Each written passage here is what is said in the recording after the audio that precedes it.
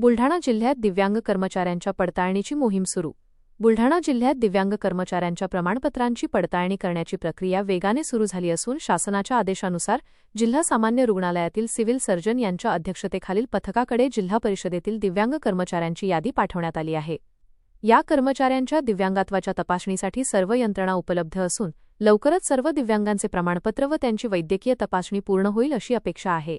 दरम्यान अनेक कर्मचारी नोकरी लागल्यानंतर दिव्यांग झाल्याचे किंवा काही अपघात अथवा इतर कारणांमुळे दिव्यांगत्व आल्याचे प्रकार समोर आले आहेत.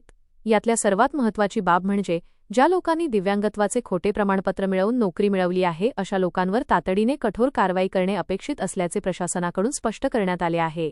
सिव्हिल सर्जन यांच्याकडून सर्व अहवाल प्राप्त झाल्यानंतर त्याची सखोल छाननी केली जाईल. यामध्ये नोकरीला लागल्यानंतर आलेले अपंगत्व आणि नोकरीपूर्वी असलेले अपंगत्व या दोन्ही गोष्टींची योग्य छाननी करून पुढील आवश्यक ती कायदेशीर कारवाई केली जाईल.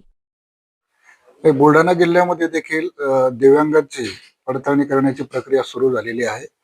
नुकत्याच शासनाने दिलेल्या आदेशाप्रमाणे सिव्हिल सर्जन लेव्हलला म्हणजे सिव्हिल हॉस्पिटलमध्ये सिव्हिल सर्जन यांच्या अध्यक्षतेखालील जी टीम आहे त्या टीमकडे आम्ही आता जिल्हा परिषदेतले जे काही दिव्यांग कर्मचारी आहेत त्यांच्या याद्या पाठवण्यात आलेल्या आहेत आणि त्यांच्या स्तरावर विविध स्वरूपाचं दिव्यांगत्व तपासणीचे यंत्र वगैरे सगळे त्यांच्याकडे उपलब्ध आहेत आणि त्यांनी दिव्यांगत्वाची तपासणी सुरू केलेली आहे आणि शासनाने दिलेल्या निर्देशाप्रमाणे लवकरच सर्व दिव्यांगत्वाची प्रमाणपत्राची पूर्णपणे फिजिकली तपासणी होईल असे आम्हाला आशा आहे.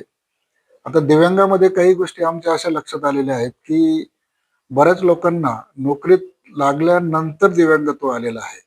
म्हणजे नोकरीत लागताना तो एक सामान्य नागरिक म्हणून लागला होता, परंतु नंतर काही ऍक्सिडेंट झाला किंवा काहीतरी शॉक बसून काही लोकांना दिव्यांगत्व आल्याचे काही प्रकार आहेत.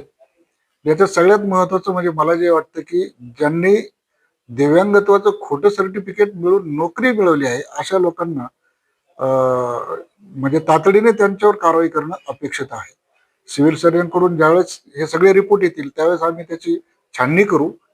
त्याच्यामध्ये नोकरीला लागल्यानंतर झालेले अपंग आणि नोकरीपूर्वी असलेले अपंग यांची दोघांची प्रॉपर छाननी करण्यात येईल आणि पुढील आवश्यक ती कारवाई करण्यात येईल.